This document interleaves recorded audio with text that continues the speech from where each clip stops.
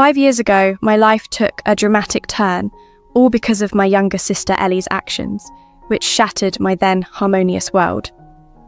At 27, I found myself at the centre of an emotional storm I'd never anticipated, especially given that it involved my sister, who had long been the favoured child in our family. Back then, I was deeply involved with my girlfriend Ava.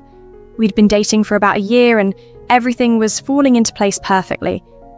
Ava was not just my partner, she was the kind of person who brought light into every room she entered. A labour and delivery nurse by profession, her stories about work and her passion for helping children always left me in awe. Meanwhile, I worked as an engineering director and shared the intricacies of my projects with her, grateful for her patient ear. Our relationship, though not without its challenges, was built on mutual support and understanding. However, the serenity of our relationship was disrupted by Ellie.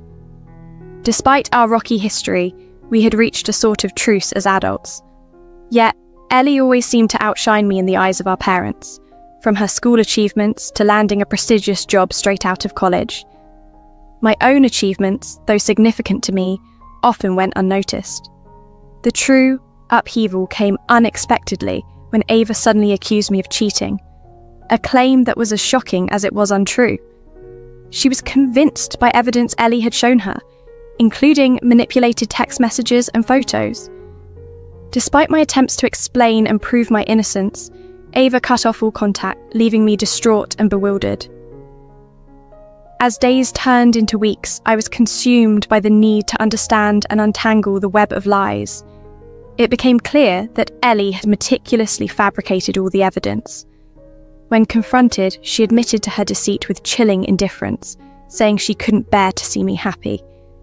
It was a devastating realization of the lengths she would go to sabotage my happiness. My parents, ever supportive of Ellie, dismissed my grievances, choosing to believe I had somehow provoked her actions. This betrayal from both my sister and my parents left me isolated and fueled a desire for retribution, which I eventually acted on by exposing Ellie's own misdeeds at a significant moment in her life. Reflecting on these tumultuous events, I see a saga of love, betrayal, and eventual vindication, all sparked by familial jealousy and the wounds it can inflict. As I piece together the remnants of past relationships and family ties, the journey through heartbreak and revenge has been both painful and enlightening. It always went the same way with them. I tried my best to explain the truth about Ellie's manipulation and deceit, that she had fabricated evidence and wrecked my relationship, but they simply wouldn't listen. My mum would dismissively pat my hand and insist, "I'm sure you're exaggerating, dear. Ellie wouldn't do that." My dad's response was no better, bluntly telling me to man up and stop blaming my sister for my own romantic troubles. Their reactions only fueled my resolve not to let this go unchallenged. I decided then that Ellie would face consequences, but I knew I needed to bide my time and wait for the perfect opportunity. Over the next 4 years, I played the long game. I maintained a facade of normalcy, acting as if all was well between Ellie and me. I even started spending more time with her and her boyfriend James, who was genuinely a great guy. James was everything you'd want in a partner. Successful, attractive, from a good family, but above all, he was kind and thoughtful. He never missed a birthday, was always ready to lend a hand, and had a knack for making people feel appreciated. Yet, despite his virtues, Ellie treated him like an accessory, flaunting him at social gatherings while secretly rolling her eyes at his words and showing impatience with his actions when she thought no one was watching. Meanwhile, I focused on my career, earning promotions and better pay. I even tried dating again, though my trust was severely shaken by my past with Ava. About 8 months ago, I noticed changes in Ellie's behaviour. Constant texting, secretive smiles, frequent solo outings. It didn't take long to figure out she was having an affair. Rather than confronting her, I chose to gather evidence quietly. It may sound extreme, but I needed solid proof. I managed to capture photos of her with another man, and screenshots of their conversations. The other man, John, was a co-worker of hers, arrogant and brash, the complete opposite of James. The messages between Ellie and John were filled with mockery towards James, calling him boring and predictable, which sickened me. Last week, James shared with me his plans to propose to Ellie with a family heirloom ring, and he was bursting with excitement about their future. Knowing this, I realised the time had come to act. On the day of his planned proposal, which was set at a large surprise party with friends and family, just as James was about to propose, I seized the moment to reveal the truth. I stood up and asked for everyone's attention, then laid out the evidence of Ellie's affair. I recounted how she had sabotaged my relationship out of spite 5 years prior, and described this moment as karma's return. The room fell into stunned silence. James, utterly shocked and heartbroken, walked out. Ellie, caught in her deceit, oscillated between begging him to return and furiously accusing me. The chaos was palpable, with our parents scrambling to calm the storm to no avail. In the aftermath of that day, a distraught Ellie showed up at my apartment, tearful and demanding that I fix the mess I had revealed. However, the damage was done, and the truth of her actions had irreversibly changed everything. Ellie confronted me in my apartment, tears streaming down her face, accusing me of ruining her life. James was the best thing that ever happened to me, she cried. I couldn't help but laugh bitterly, telling her, "Now you know how it feels." She kept repeating, "How could you do this to me? I'm your sister." I threw her own actions back at her, questioning how she could sabotage my relationship with Ava, deceive her into believing I was unfaithful. Ellie appeared genuinely baffled, dismissing her past actions as ancient history she assumed I had moved past. That's when I lost my composure. I laid into her, telling her straight how selfish and cruel she had always been, how our parents' favoritism had morphed her into someone monstrous.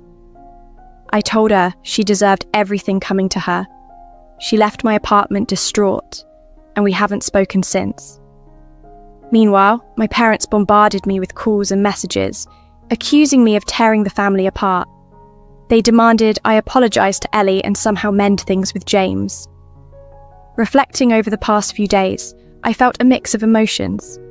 James was a decent man, and I did feel sorry for him, but a part of me felt Ellie finally received her comeuppance. Update. A month has passed since these events unfolded, and the aftermath has been chaotic. My family is in disarray. My parents, predictably outraged, have oscillated between guilt-tripping me and threatening to cut ties unless I make amends with Ellie. I've largely ignored them, except to firmly state that I won't be apologising, and they are free to sever our connection if they choose. That silenced them temporarily, but they resumed their efforts after a few days. Ellie has stayed out of direct contact since her breakdown, and I've heard from friends she's been isolating herself, missing work, and avoiding social interactions. Any residual guilt dissipates whenever I recall her cruel satisfaction at my own heartbreak. In an unexpected twist, Ava reached out to me. She had caught wind of the incident and wanted to meet. Sitting across from her after 2 years was surreal. She apologised for not believing me back then, admitting that the recent revelations about Ellie had made her question everything. We caught up on our lives, her promotions, my career progressions.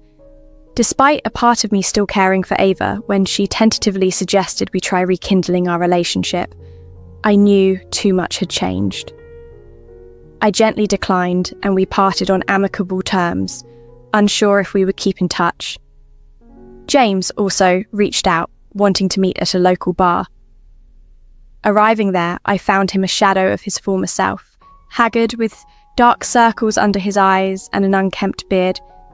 He barely acknowledged me as I sat down, his demeanour speaking volumes of his distress.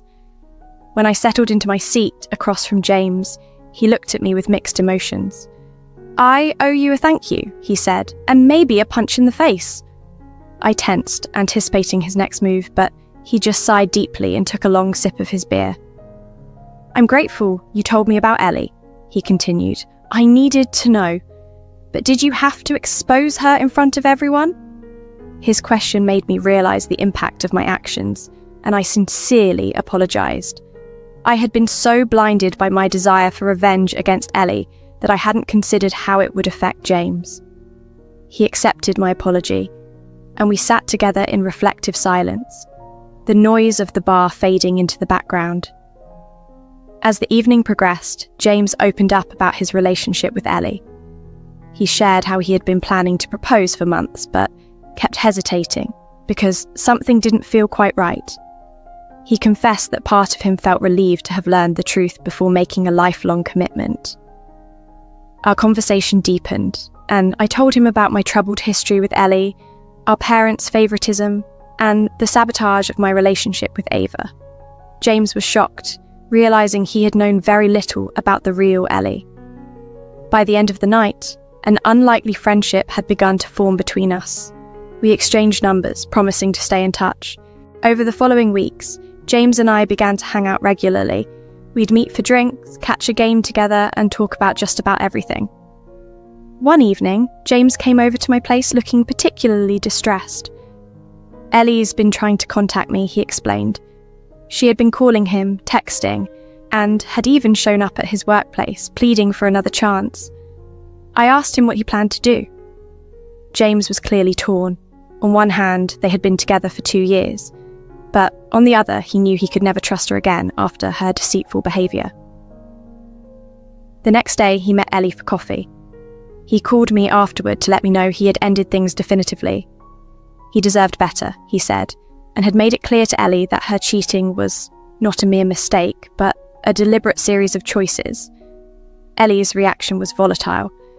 She alternated between tears and anger, even trying to blame me, claiming I had poisoned James against her. But James remained firm, telling her that I had merely revealed the truth. Following their final conversation, Ellie's behaviour spiralled. She began posting vague, attention-seeking messages on social media, portraying herself as the victim. Predictably, our parents sided with her, pressuring me to apologise and help mend her relationship with James. When I refused, they even threatened to disinherit me. I stood my ground, asserting that my integrity was worth more than their inheritance. This whole ordeal confirmed just how toxic my family dynamics were, prompting me to seek therapy to navigate these complex relationships and establish healthier boundaries. Work became a refuge where I immersed myself in a significant project, earning recognition and a potential promotion. As for my personal life, it's currently on pause. Friends have tried setting me up, but I'm not ready. I need time to focus on healing and understanding myself better. Maybe someday I'll be ready to trust again, but for now, I'm content being on my own. James, for his part, seems to be coping well. He's taken up regular workouts at the gym, finding his own ways to heal and move forward. James has been channeling his frustrations into productive outlets, which is inspiring to see. He's taken up cooking classes, a passion he always had but one that Ellie had discouraged. It's refreshing to witness him pursuing his interests and focusing on his own well-being and happiness. As for the future, my relationship with my parents remains tense, and I'm unsure if it will ever fully recover. Ellie, from what I've been told, is still struggling significantly. She's taken a leave from her job, and there are whispers that she might lose her position due to the ongoing impact of her personal issues on her professional life. While I feel a twinge of satisfaction at her facing consequences, I'm also reflective on the whole ordeal. James and I have planned a camping trip for next month, a much-needed retreat from all the drama. This whole saga, particularly exposing Ellie's affair, has been tumultuous, but I don't regret bringing the truth to light. Thank you to everyone who's followed my story. I'll sign off now, ready to live my life on my own terms, finally stepping out from under Ellie's shadow. Final update. A year has passed since my last post, and much has changed, prompting me to share this final update as I close this chapter of my life. After the exposure of her affair and the breakdown of her relationship with James, Ellie's situation worsened before it got any better. She ended up losing her job, a result of her extended absences, and the rumours that spilled over into her professional life. Eventually, she moved back in with our parents, who coddled her and painted her as a victim, blaming me for her downfall. However, the facade didn't last. About 2 months later, Ellie had a major confrontation with our parents. Overwhelmed by their expectations and the weight of her actions, she confessed to everything she had done to me and Ava. It was a tumultuous revelation that led to a lot of emotional upheaval, and eventually, Ellie moved out to live independently, working a retail job and regularly attending therapy. Regarding my parents, following Ellie's confession, they reached out to reconcile. Initially, I was resistant, still hurt by their years of favouritism. But with guidance from my therapist, I decided to meet with them. It was an awkward reunion filled with apologies and uneasy silences. They admitted their mistakes and acknowledged their failings as parents. While I appreciated their honesty, I made it clear that rebuilding our relationship would take time. Over the past year, we've been making slow progress. There are still challenges and old habits sometimes resurface, but there's a genuine effort on their part to engage with my life and career, and I'm learning to let them back in, bit by bit. Now, about James. Our camping trip was exactly what we both needed. A week away from technology and the demands of daily life, giving us space to think and heal. James is thriving in his cooking classes and discovering a real knack for culinary arts. He's even started dreaming of opening his own restaurant. As for his romantic life, he's taking things slow, focusing on himself before jumping back into dating. This journey has been one of immense personal growth and reflection. It's been challenging, but ultimately rewarding to navigate these complex family dynamics and find a path forward. About 4 months ago, James began dating again, and he seems really happy with his new girlfriend. She's down to earth and genuinely kind, qualities that make it easy to see why James is drawn to her. Our friendship continues to thrive. We regularly meet up for beers and sports, sharing a bond that feels more like brotherhood. This connection is something I've always desired, but never fully experienced with Ellie. Professionally, I secured the promotion my boss had hinted at. The additional responsibilities have pushed me out of my comfort zone, but it's been a positive force for growth. I'm proud of my achievements and enthusiastic about the direction my career is taking. On a personal note, after some time spent focusing on healing, I've started dating again. I met Mia at a work conference 4 months ago. We connected instantly over our mutual appreciation for obscure sci-fi novels and our love for crafting terrible puns. When I shared my past experiences with Ellie and Kathy, Mia was incredibly supportive. She reassured me that the difficulties I faced weren't my fault and affirmed that I deserve happiness just as much as anyone else.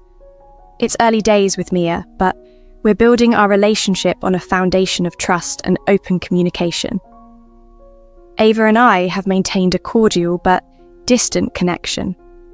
We occasionally interact on social media or exchange greetings on special occasions, but our romantic relationship is firmly in the past. I'm thankful that we could find closure and move on amicably. As for Ellie, our interactions have been minimal and strained. The last significant encounter was during a family dinner our parents arranged, which was awkward and tense. Ellie's attempts to act normal were interspersed with resentful glances my way. We've mutually agreed that maintaining our distance is best for now. Perhaps one day we'll be ready to have a meaningful discussion about all that transpired, but that time hasn't come yet. Reflecting on the past 4 years, it's astounding how much my life has transformed. The anger and bitterness that once drove me have diminished. I still believe that Ellie's actions were wrong, and I don't regret exposing her affair. As I pen this final update from my new apartment, free from the shadows of Ellie's betrayal, I feel a sense of peace. Looking out at the sunset, I'm preparing for a cozy movie night with Mia and a brunch with James and his girlfriend tomorrow. Life isn't perfect. It never is. But it's good, really good,